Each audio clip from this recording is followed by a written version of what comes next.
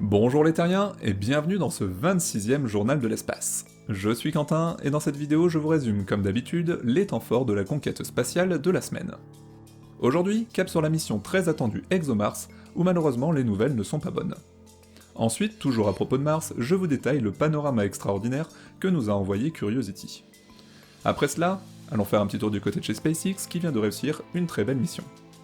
De la même manière, les Chinois ont aussi leur mot à dire avec l'envoi réussi d'un nouveau satellite pour leur système Beidou. Et enfin, je terminerai ce voyage avec les plus belles images du NASA Earth Observatory. Comme d'habitude, merci pour votre fidélité, le journal de l'espace grandit tous les jours, et ça, c'est grâce à vous. Allez c'est parti, je vous souhaite un bon journal de l'espace.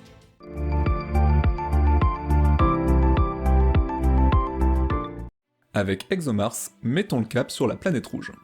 Enfin, pas tout de suite malheureusement. Dans le 15e journal de l'espace, je vous présentais la mission européenne ExoMars qui devait s'élancer cet été vers la planète rouge avec l'objectif d'y poser le rover Rosalind Franklin. Des problèmes de parachute avaient été décelés en 2019 et les anomalies étaient encore à résoudre cet hiver. L'Agence spatiale européenne avait d'ailleurs encore reporté ses tests à haute altitude qui sont essentiels pour assurer un atterrissage en toute sécurité pour le rover. S'ajoutent à cela quelques soucis sur le logiciel de bord et l'avionique. L'annonce est donc sans trop de surprise tombée jeudi dernier, le rover européen Rosalind Franklin ne décollera pas vers Mars cet été en raison d'un manque de temps pour tester et qualifier les parachutes et l'électronique problématique qui sont essentiels pour un atterrissage en toute sécurité.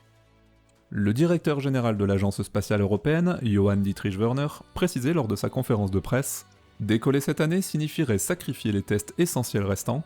C'est une décision très difficile, mais je suis sûr que c'est la bonne. » Le problème avec la planète Mars, c'est que si on rate la fenêtre de tir qui était prévue à cet été, en 2020, il faut alors attendre la suivante qui se situe 26 mois plus tard, c'est-à-dire au début de l'automne 2022. C'est une très grande déception pour l'ESA et Roscosmos qui travaillent conjointement sur cette mission depuis de nombreuses années et dont c'est déjà le deuxième report. Il ne reste donc plus que 2 rovers prévus au lancement cet été pour la planète Mars, la mission Mars 2020 chez les Américains qui enverra le robot Perseverance, et la mission Huoxing 1 chinoise qui devrait faire de même avec son rover. Et puisque nous sommes sur Mars, parlons de ce superbe panorama que nous a envoyé le rover Curiosity. Entre le 24 novembre et le 1er décembre 2019, l'équipe en charge du robot martien Curiosity de la NASA a profité des vacances de Thanksgiving pour faire effectuer à son rover, alors immobile pendant plusieurs jours, toute une série de clichés panoramiques. Le rover était du côté du mont Sharp, aussi appelé Aeolis Mons, dans le cratère Gale. Ce sont ici plus d'1 millier de photos qui ont été soigneusement assemblées depuis quelques mois afin de nous donner un cliché à 360 degrés absolument unique et magnifique de près d'1,8 milliard de pixels du paysage martien environnant. Ce qui est vraiment intéressant dans le fait d'avoir une photo aussi précise, c'est que l'on peut zoomer au loin et toujours avoir une image très nette. Ici, vous pouvez admirer le bord du cratère Gale dans lequel Curiosity se trouve. Un peu plus loin, le Slongpost cratère, qui fait environ 5 km de diamètre, est le résultat d'un impact de météorite qui a dû bien secouer la région. Pour rappel, ces impacts restent nombreux car l'atmosphère extrêmement fine de Mars fait que les météores ne se désintègrent pas en la traversant, comme c'est le cas à l'inverse sur Terre, à cause de l'échauffement provoqué par leur vitesse. La Lune, qui est totalement dépourvue d'atmosphère, est criblée de cratères et en est le meilleur exemple. Curiosity explore une région argileuse à flanc de montagne. Cette zone était autrefois composée de lacs et de ruisseaux, il y a des milliards d'années, comme le laissent penser les indices retrouvés dans les formations de roches stratifiées riches en argile. En effet, les chercheurs n'ont aujourd'hui plus aucun doute sur le point suivant, Mars avait autrefois de grandes quantités d'eau liquide à sa surface et était alors bien plus propice à la vie. Sur ce cliché, le robot Curiosity ressemble à une peinture abstraite puisque la photo a été prise à 360 degrés. Néanmoins, sur le rover, nous pouvons distinguer de superbes détails. Ici, nous pouvons voir l'ombre du mât sur lequel se trouve la caméra.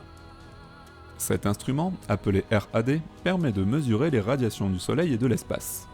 Grâce à celui-ci, les chercheurs pourront mieux protéger les futurs astronautes à destination de la planète rouge. Malgré toute la poussière présente, le cadran solaire est toujours lisible. Tout Mars, tout explore. Enfin, à l'arrière, nous pouvons voir les traces laissées par notre rover lui-même lors de cette ascension. Étant bientôt sur la planète depuis 8 ans, des traces comme celle-ci, Curiosity n'a d'ailleurs pas encore fini d'en faire, pour notre plus grand plaisir. Parlons maintenant de SpaceX qui vient de réussir une très belle mission de ravitaillement. A l'inverse des quelques déboires de ces dernières semaines chez SpaceX, déjà présentés dans les précédentes vidéos du journal de l'espace, il convient aussi cette fois de vous parler du très beau succès de cette semaine avec l'envoi et la réception impeccable par l'ISS de la capsule de fret Dragon. Cette dernière est partie le samedi 7 mars dernier de Cap Canaveral sur un lanceur Falcon 9 de SpaceX et a été réceptionnée par le bras robotique Canadarm avec Jessica Meyer aux commandes. C'était d'ailleurs la dernière fois que cette version de la capsule Dragon nécessitait l'emploi de ce bras pour l'arrimage. Jessica expliquait d'ailleurs à ce sujet « La mission SpaceX 20 est une étape importante pour plusieurs raisons. C'est bien sûr la 20e mission cargo de SpaceX, mais c'est aussi le dernier véhicule cargo de l'entreprise capturé par le Canadarm, car les futures capsules s'arrimeront automatiquement à la station spatiale. » Comme toujours lors d'un ravitaillement de l'ISS, je vous passe les détails sur les consommables habituellement livrés, et je fais le point sur les nouvelles expériences qui sont amenées à la station spatiale. Parmi ce matériel, nous avons la station Bartolomeo, qui est une installation à but commercial créée par l'Agence spatiale européenne et la société aérospatiale Airbus. L'idée de la plateforme Bartolomeo est d'offrir à des clients institutionnels ou privés des emplacements de travail pour mener des expériences en orbite basse à 400 km d'altitude. Elle est capable d'accueillir 12 modules scientifiques différents, de les alimenter en électricité et d'assurer la transmission des données vers la Terre. Les expériences envisageables vont de l'observation de la Terre ou de l'espace aux sciences des matériaux, en passant par la robotique ou des tests de démonstrateurs technologiques. Le premier client de Bartolomeo est norvégien.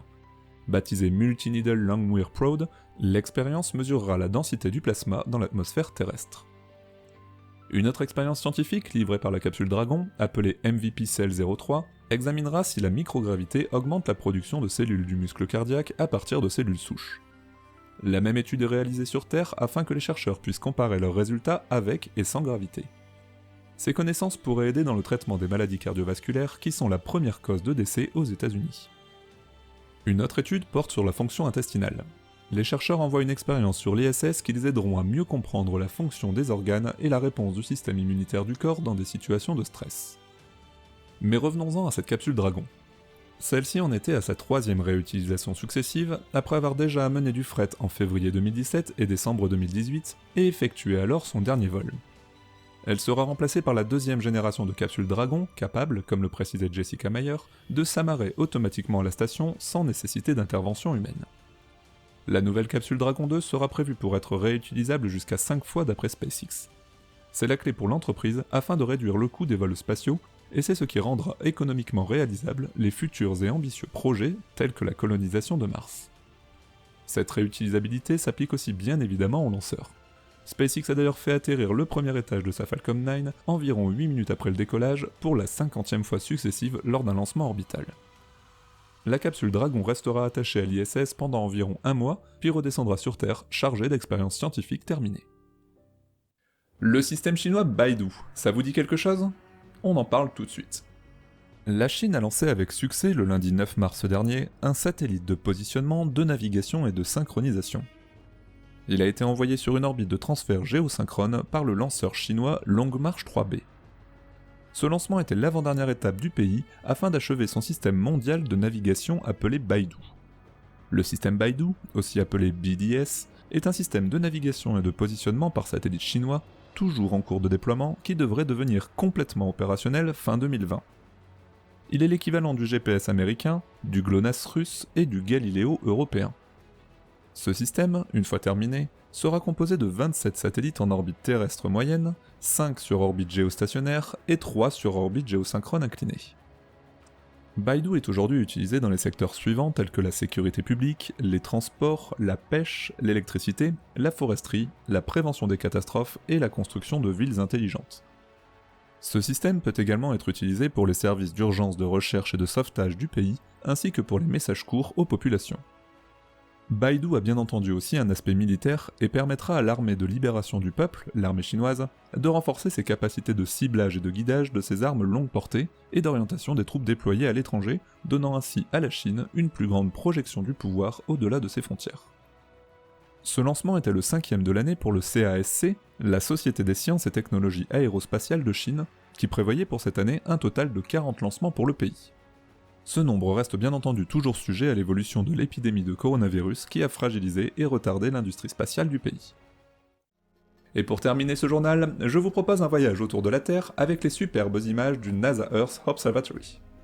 Le NASA Earth Observatory, en français l'Observatoire de la Terre de la NASA, a pour mission de partager avec le public les photos, les images, les découvertes sur l'environnement, le fonctionnement de la planète et de son climat qui émergent des recherches de la NASA, des missions de ses satellites et des études de ses équipes sur le terrain. Les images et photos publiées sur ce site sont tout simplement uniques. Lancé en avril 1999, le NASA Earth Observatory en a publié plus de 15 000 de notre planète. Cela peut aller à des clichés d'incendies, de magnifiques atolls, des volcans en éruption, des villes et lieux chargés d'histoire, jusqu'à des tempêtes de sable, des cyclones ou encore de gigantesques glaciers. Bref, vous l'aurez compris, la liste est grande. À l'occasion de son 21e anniversaire, et pour les 50 ans de la Journée de la Terre, le NASA Earth Observatory organise un vote pour élire la plus belle image postée depuis sa création. Les internautes sont donc appelés à donner leur avis et à choisir parmi l'ensemble de leur collection la photo qui les a le plus marqués, qui leur semble la plus importante du point de vue scientifique ou qui les inspire le plus. Pour ça, rien de plus simple. Vous avez dans la description de cette vidéo le lien du site NASA Earth Observatory. Découvrez et choisissez votre photo préférée à l'aide des thèmes ou du moteur de recherche, et copiez le lien de cette dernière dans les commentaires de leur site internet. Les votes seront ouverts jusqu'à la fin du mois de mars et le résultat aura lieu à la date anniversaire le 29 avril. Certaines photos valent vraiment le coup d'œil, et je vous partage ici ma préférée. Merci d'être tous les jours plus nombreux à suivre le Journal de l'espace. Si la vidéo vous a plu, pensez à laisser un commentaire, un pouce bleu, et à la partager sur votre réseau social préféré. Merci pour votre fidélité, je vous dis à la semaine prochaine, salut les terriens!